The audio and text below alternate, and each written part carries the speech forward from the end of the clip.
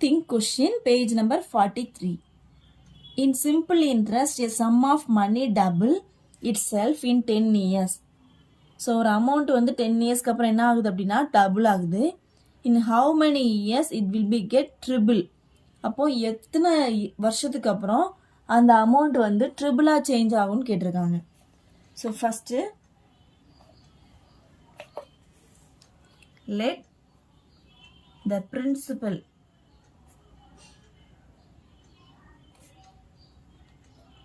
அவங்க principal amount எதுவுமே கொடுக்காம கொடுத்துருக்காங்க. ஸோ நம்ம அந்த அமௌண்ட்டை நம்ம என்ன வச்சுக்கலாம், பின்னு வச்சுருக்கலாம். ரேட் ஆஃப் இன்ட்ரெஸ்ட் வந்து ஆர். இங்கே அவங்க எத்தனை இயர்ஸ்க்கும் கொடுக்கல, ஒரு குறிப்பிட்ட வருஷத்தில் ஒரு குறிப்பிட்ட அமௌண்ட் வந்து என்னவாகுது அப்படின்னா டபுள் ஆகுதுன்னு சொல்லி கொடுத்துருக்காங்க. அப்போ நம்ம n ஈக்குவல் டு கொடுத்துருக்காங்களே 10 years.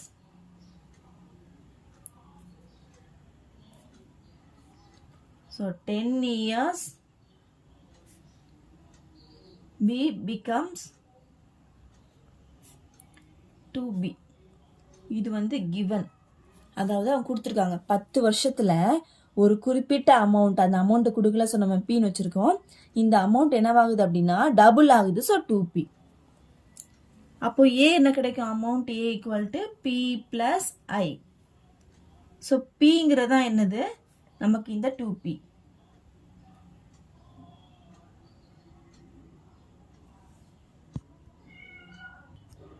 So amount equal to P plus I after 2 years.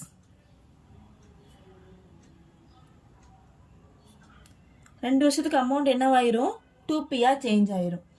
அப்போ 2p ஈக்குவல் டு ஏக்கு பதிலாக நம்ம என்ன சப்ஸ்டியூட் பண்ணுறோம், 2p equal to P plus ஐ.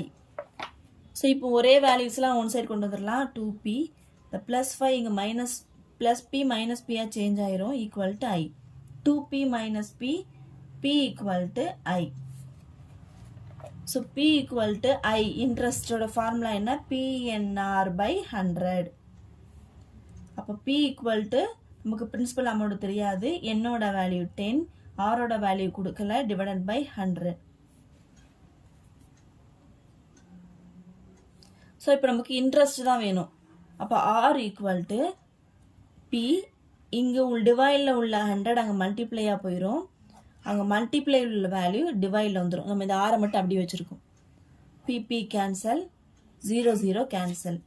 அப்போ ஆர் ஈக்குவல் டு ரிமைனிங் உள்ள இந்த 10, ஆறுங்கிறது இன்ட்ரெஸ்ட். ஸோ 10%.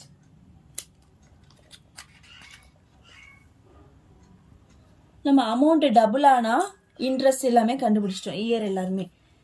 ஸோ இப்போ நம்ம கண்டுபிடிக்க போகிறது now if the amount becomes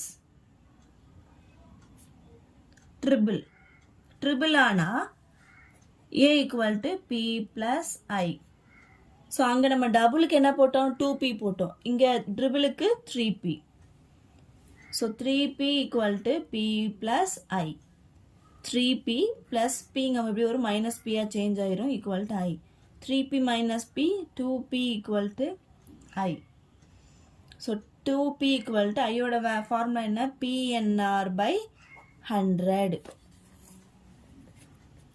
2p equal to p into என்னோட வேல்யூ தெரியாது, நம்ம ஆர் வந்து 10 கண்டுபிடிச்சிருக்கோம், divided by 100.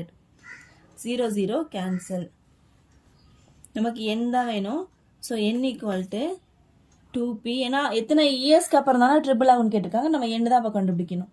2p equal to இந்த 10 இங்கே மல்டிப்ளையாக வந்துடும், இந்த p இங்கே டிவைடில் வந்துடும், P P cancel. So n equal to remaining இருக்கிறது 2 into 10. So n equal 2 into 10 20 years. So எவ்வளோ இயர்ஸ்க்கு அப்புறம் அந்த அமௌண்ட் வந்து ட்ரிபிள் ஆகும் அப்படின்னா 20 இயர்ஸ்க்கு அப்புறம். தர்ஃபோர் என்னங்கிறது number of year. Therefore after 20 years the amount